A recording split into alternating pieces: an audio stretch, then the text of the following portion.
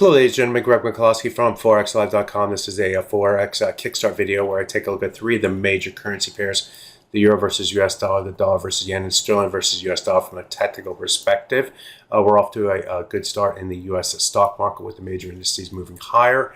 The US bond yields were higher on the day but have since given back their gains in trade, just above unchanged in trading. So with that said, let's take a look at these three major currency pairs and see what the price action is telling us. I'm going to start by taking a look at the 4-hour chart, and in trading last week, the price moved steadily to the downside into midweek. The low price came in at around 1.07609. If you go back in time, maybe look at this high right here, and then we traded above that high, move up to this high right here, and then based here, moving higher, we came back down to this level right through here. So this area between the 1.07609 and 1.0776, can be thought of maybe as a support level. We moved higher into the week, toward the end of the week, then rotated back down into the close. And that took the price below the low price from last week's or the prior week's trading. And trading today, we moved lower initially, finding early support buyers against this low right here before moving to the upside. We're back above the low price from not last week, but the week before at 1.08103.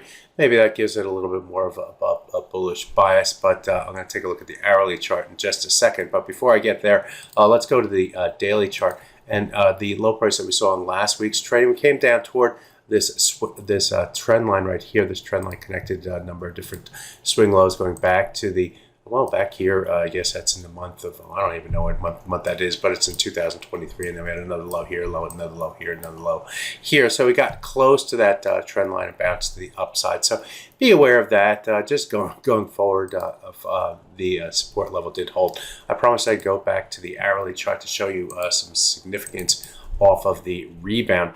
And as you can see in trading on Friday, the price moved up to the 200-hour moving average, held resistance against that initially, then moved up to that 200-hour moving average, actually broke a little bit above it, and got a couple pips above that moving average level for the first time since this day right here, going back to, what is that, August or October, maybe September 31st, I don't know, somewhere around that time, and then found sellers. We moved back below the 100-hour moving average into the close and tried to stay below that level in the European or in the Asian session on our way to the downside, and then rebounded back above the 100-hour moving average. You can see how the price retested the 200-hour moving average. That level comes in at 1.08244. So what I'm getting at is if the price is able to get above the 200-hour moving average, that would increase the bullish bias in the short term, give the buyers some victory. Okay, right now we have a little victory getting back above the 100-hour moving average, but is not exactly winning unless the price were to get above the 200-hour moving average and then start to move toward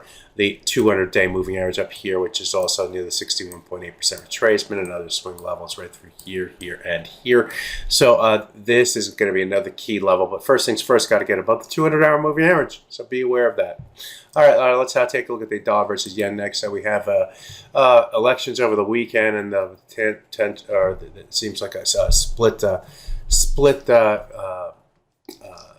government, which weakened the yen at first, thinking that the Bank of Japan and the support for tightening might not be in the cards. So dollar moved higher, yen moved lower. That was a gap to the upside. We moved up to about 157.54 before rotating to the downside. I put it on the hourly chart here. Why? Because the price has since rotated back down toward the gap here off of this hourly chart and kind of filled that gap. But you see this blue line right here? That blue line represents the 100-hour moving average. On Friday, the price came down, tested that 100-hour moving average right here. Also tested the 200-day moving average at the same level. So that was a dual level of support here that held support and helped push the price back to the upside. So when we come back down toward that 100-hour moving average, it's going to be a key level on the downside. If we break below the 152.18, where that moving average is, we should see further downside momentum in the dollar versus yen.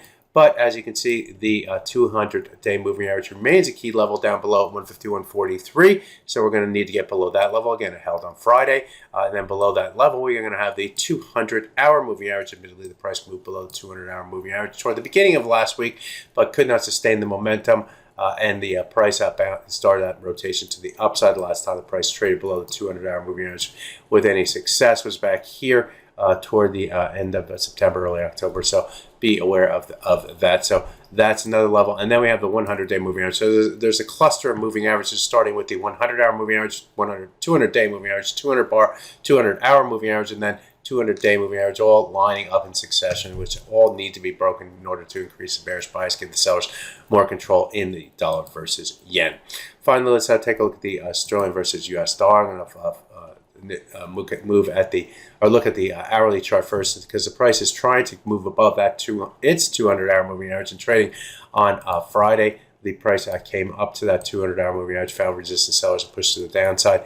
And trading here today, after bottoming near the 1.2938 level, and I have to go to the 4-hour chart actually to show you the significance of that 38 level. If you go back in time, if you go back even further to this area right through here, you see we have a low right here, we have high right here, high, then a low right here. All that comes in near the 128.38 level, and that's where the price bottomed in trading here today. So good support held. I rotated back to the upside. We moved back above the 100-day moving average, which was another positive at 1.29701. Remember that level. Let's go back to the hourly chart again and take a look at the the 100-day moving average right here.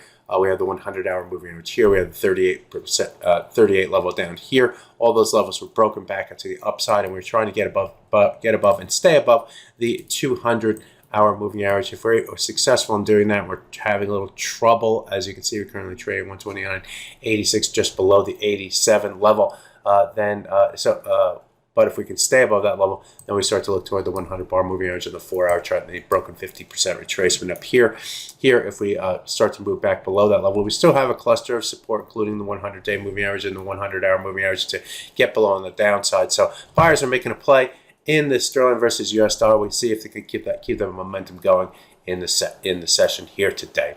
So there you have it. A look at 3 of the major currency pairs from a technical perspective to kickstart your trading day. My name is Greg Michalowski. Good fortune with your trading. Bye-bye now.